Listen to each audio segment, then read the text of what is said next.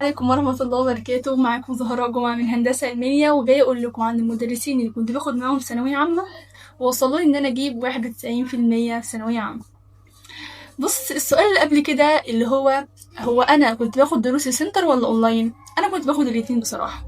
كنت باخد سنتر في مواد معينة، كنت باخدها سنتر، ومواد معينة كنت باخدها أونلاين. طيب إيه المواد اللي كنت باخدها سنتر ومع مين؟ كنت باخد سنتر اللغات، كنت باخد اللغات كلها سنتر، اللي هو الانجليزي والعربي. الانجليزي كنت باخده مع مستر محمد لطفي، كنت باخد العربي مع مستر احمد صلاح، ودول مدرسين افاضل وعملوا معانا يعني عملوا معانا الواجب وزياده بجد في ثانويه عامه، وبذلوا معانا مجهود جبار في ثانويه عامه، خلال ثانويه عامه بصراحه. ويعني اشكرهم جدا جدا جدا والله. طيب المدرسين اللي كنت باخد معاهم اونلاين، كنت باخد طبعا فيزياء وكيمياء ورياضه اونلاين. نبدأ بالكيمياء. نبدأ بالكيمياء. الكيمياء كنت باخدها مع مستر خالد صقر، الأسطورة حرفيا في الكيمياء، والله يستاهل كلمة الأسطورة بجد. يعني مدرس ايه ده فوق المتوقع وفوق كل حاجة والله. ممتاز جدا، وساعدني ان انا اجيب مجموع حلو خالص في الكيمياء، جبت 57 من 60 في الكيمياء. وكان بصراحة بمثابة الأب والمعلم خلال والله السنة كلها، وكان بيدينا نصائح، وكان يعني كان واقف معانا وقفة بصراحة جامدة جدا بصراحة. بحب أوجه له شكر مستر خالد صقر.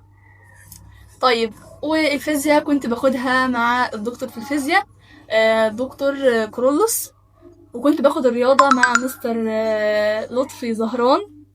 مستر لطفي زهران اللي خلاني أقفل الرياضة، الحمد لله جايبة 62 في الرياضة في ثانوية عامة. وبس كده، دول المدرسين اللي كنت باخد معاهم. بس احب في نهاية الفيديو ان انا اقول نصيحتين لاي حد بيختار الدروس بتاعته، بيختار ان هو ياخد مع مين ومش ياخد مع مين وكده. اول نصيحة، ان مش لازم ان انا خدت مع المدرسين دي وجبت المجموع ده فانت لازم تاخد معاهم عشان تجيب المجموع ده. لا طبعا. ليه؟ يعني مش معنى ان انا خدت مع مدرس فلاني بالمدرسين كلها وحشة. لا طبعا، المدرسين كلها افاضل وكلها بتعمل اللي عليها وزيادة والله العظيم. امال ايه المقياس اللي اخد عليه اخد من المدرس ده ولا لا؟ هو مقياس واحد، ان انت تبقى مرتاح مع المدرس ده بس.